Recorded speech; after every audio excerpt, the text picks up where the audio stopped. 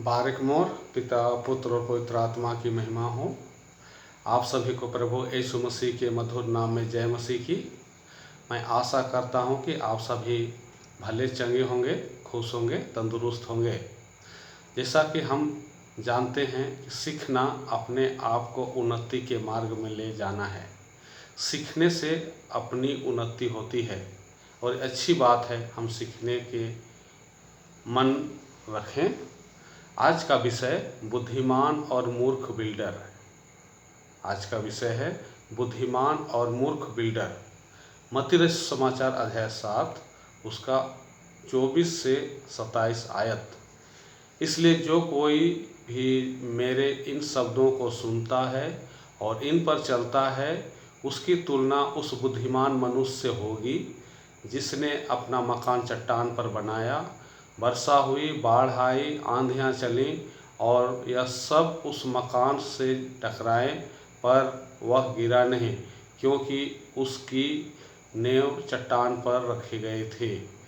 किंतु वह जो मेरे शब्दों को सुनता है पर उन पर आचरण नहीं करता, उस मूर्ख मनुष्य के समान है जिसने अपना घर रेत पर बनाया। वर्षा हुई, बाढ़ आई, आंधियाँ चली और उस मकान से टकराई, जिससे वह मकान पूरी तरह ढह गया। आप क्या बनना चाहते हैं, या आप किस कैटेगरी में होना चाहते हैं? बुद्धिमान के कैटेगरी में या मूर्ख के कैटेगरी में? यह आप पर निर्भर करता है और यह आपकी पसंद है। निर्णय व्यक्तिगत है, कोई भी ज़बरदस्ती नहीं करेगा, यहाँ तक कि परमेश्वर भी नहीं करेंगे। मैं जानता हूँ आपका उत्तर होगा बुद्धिमान बनने का। हम सब अच्छा व्यक्ति बनना चाहते हैं, अर्थात बुद्धिमान व्यक्ति बनना चाहते हैं। आइए पहले हम दोनों के बारे में समझने की कोशिश करेंगे और दोनों के बीच अंतर करना सीखेंगे। अर्थात बुद्धिमान किसे कहते हैं और मूर्ख किसे कहते हैं, और अंत में हम चुनाव कर पाएंगे हम कौन से कैटेगरी में होंगे। बुद्धिमान का अर्थ होता है समझदार। आपने ठीक सुना, बुद्धिमान का अर्थ समझदार होता है। इसे ज्ञानी, विवेकी के नाम से भी संबोधित करते हैं। बुद्धिमान व्यक्ति हमेशा सीखता रहता है और अपनी विद्या बढ़ाता रहता है। बुद्धिमान व्यक्ति का लक्षण, वह बोलता कम और सुनता ज़्यादा है। उसका कान बुद्धि और शिक्षा जैसी बातों में हमेशा लगा रहता है। वह एक मर्यादा पूर्ण व्यक्ति होता है। वह लोगों के बीच में सम्मानित व्यक्ति होता है। आप समझ गए होंगे बुद्धिमान व्यक्ति किसे कहते हैं। आइए हम लोग देखते हैं मूर्ख किसे कहते हैं। मूर्ख का अर्थ नासमझ होता है। इसे अज्ञानी, ज्ञान रहित, बेवकूफ़ और बुद्धिहीन आदि नामों से भी जाना जाता है। मूर्ख जन को बुद्धि और शिक्षा की बातें बकवास जान पड़ती है। उनका मन बहुत चंचल होता है और उन्हें बुद्धिमानों की सभाओं में जाना और बैठना बहुत बोरिंग और उबाऊ लगता है। उनके जीवन शैली में नकारात्मक प्रभाव ज़्यादा देखने को मिलता है। इससे आप समझ गए होंगे कि एक मूर्ख इंसान किसे कह सकते हैं। यीशु ने ऐसा क्यों कहा?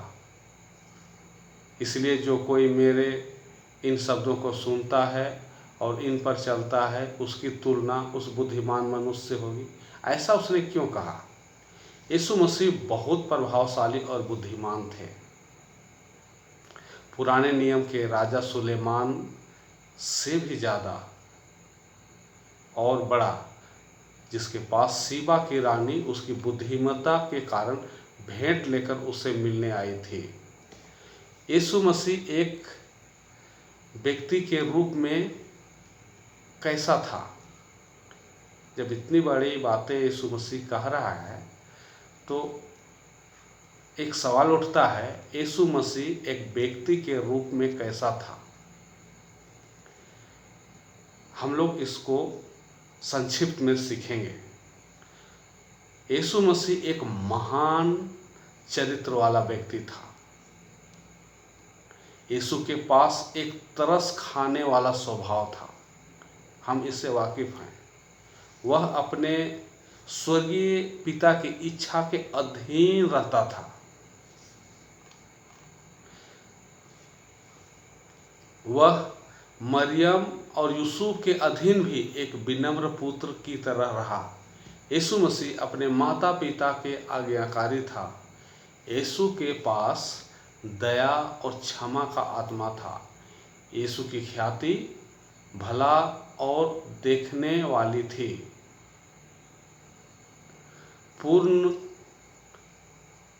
यीशु मसीह पूर्ण ईमानदार और पूर्ण सच्चा था।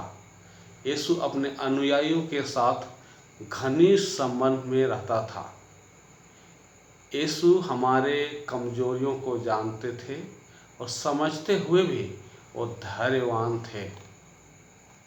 यीशु के बारे में ऐसा गवाही है, अगर इस पर बुद्धिमानी के साथ ध्यान न दें तो हम अपना खुद का ही सत्यानाश करेंगे।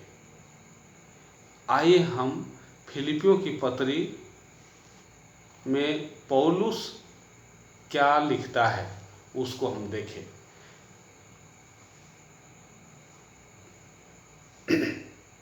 यदि मसीह में कुछ शांति और प्रेम से ढाढ़स और आत्मा की सहभागिता और कुछ करुणा और दया है तो मेरा यह आनंद पूरा करो कि एक मन रहो और एक ही प्रेम, एक ही चित्त और एक ही मनसा रखो।